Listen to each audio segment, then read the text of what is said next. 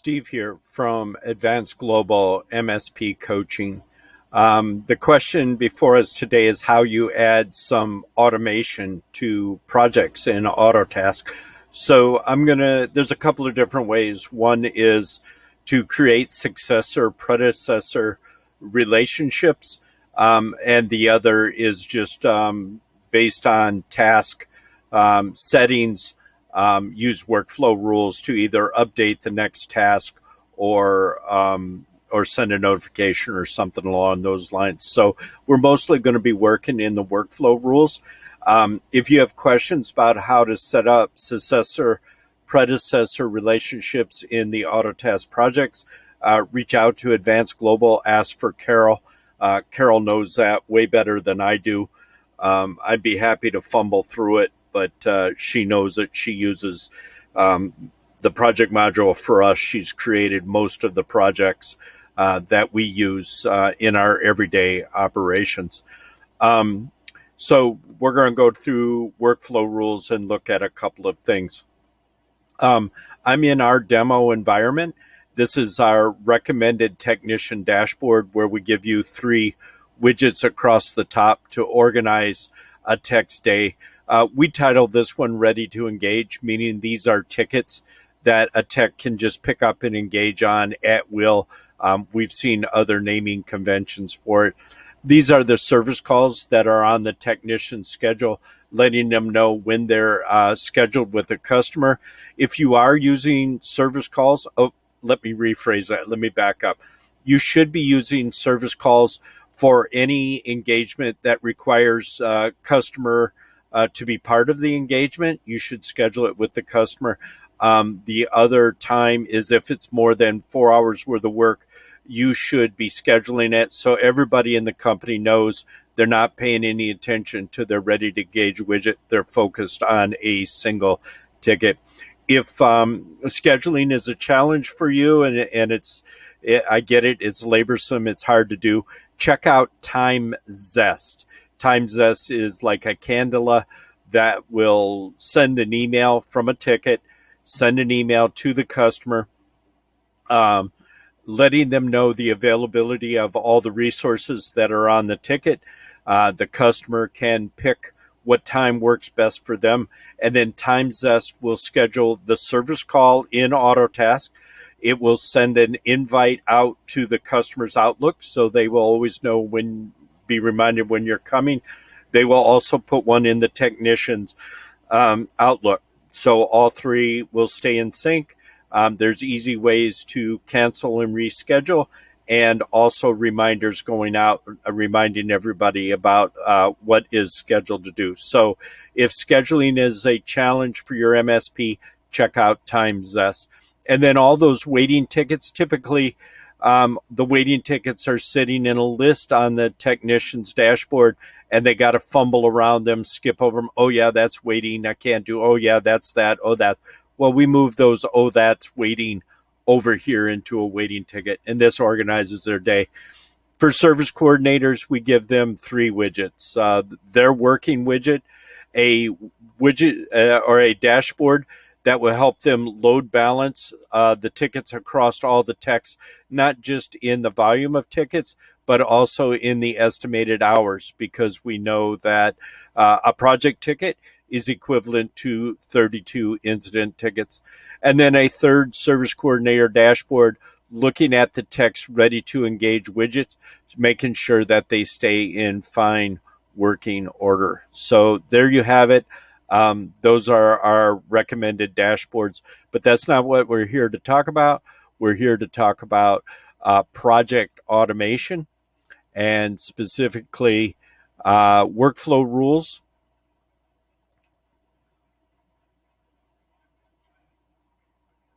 In the project tab. So here we are in the project tab. As you can see, here are some notifications that we've set in. 2 weeks left before a project or a program is closing out, a 6-week notification. These are triggers to us. The 2-week notification is to start pulling together the closeout information. The 6-week notification is notifying us that this phase and project is ending, making sure billing is knows about it, and we're all on the same page. If there's something the customer has asked for, is like, well, when this is over, I'd like to see a proposal on that we start pulling that proposal together, start having those conversations. A new PSA project, releasing task, just some of the different workflow rules we have. We are not big on email notifications. If you worked with Advanced Globals, we use dashboards and drive alerts. We have widgets. Our support team is totally driven by their dashboard. Carol and I manage the projects, but nobody on our support team is in the project. What they see are tasks that show up on their dashboard, and when one task is completed, it will go to the predecessors and put them in ready to engage. And once they're in ready to engage, they show up on our support team's dashboard. So it's a form of automation. So you would name it, of course. I always believe in putting in a good description. Most of what you're going to want is a task. Even these workflow rules that we showed, that 2-week notification, 6-week notification, you will see they are task oriented workflow rules, that we have a task in there, 2 weeks to close, 6 weeks to close. And when those tasks, here you say task ending in 14 days, task ending in 40 calendar days, it shows that that's what triggers these conditions to be met. I'm at task title equal to okay, it's for these task conditions. These are conditions on the specific task. And then we do get email notifications here because we're not on the support team. The support team uses the dashboards. So anyway, so the majority of the things you're going to want to do are at a task level, not the project level. Create, edit, or as you saw in that one, we made it time-based, that this task is ending in 2 weeks.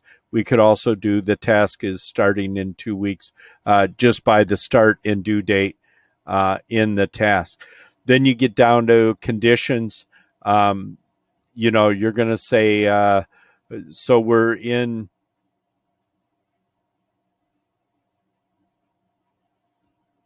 I left it in project attributes. I'm looking for a task and I left it in project attributes. Silly. So here we go. The task attributes, you could do it by dates. The one that you saw we're using is task title equal to or contains. A lot of times we just do contains and then use the first word or two of the task, whatever makes it unique.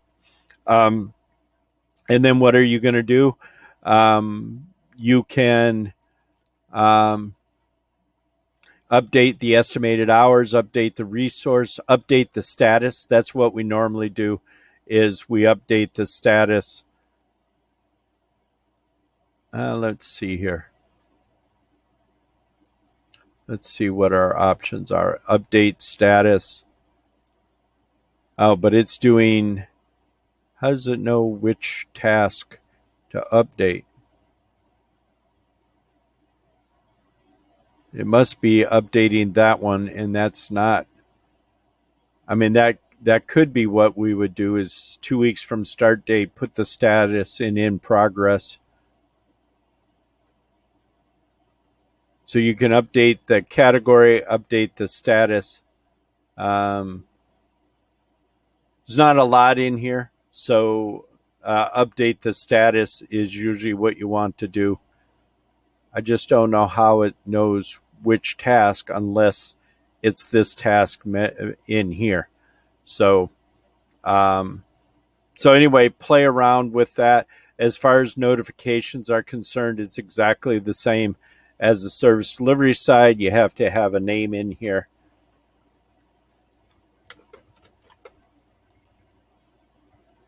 And you probably have to save it. Please provide a value for starting in and ending in. Oh, let's do business days, starting in one business day. There we go. So let's see if now it'll let us go to notifications. There we go. So the notifications here are exactly the same as the service delivery team. So as you can see, I don't do a lot with projects. Carol does the majority. If you have any questions, reach out to us. But this is how the workflow rules work. And then once this status is updated, I wouldn't update it to new. I would update it to ready to engage. And then that's what has it show up on whoever is assigned to this task. It shows up on their their dashboard. So, but again, when you get into this level, after you've been working with projects a little bit and you want to start automating, reach out to us. Especially reach out to Carol. She's much more fluent in the project automation than I am. Thanks. Talk to you soon.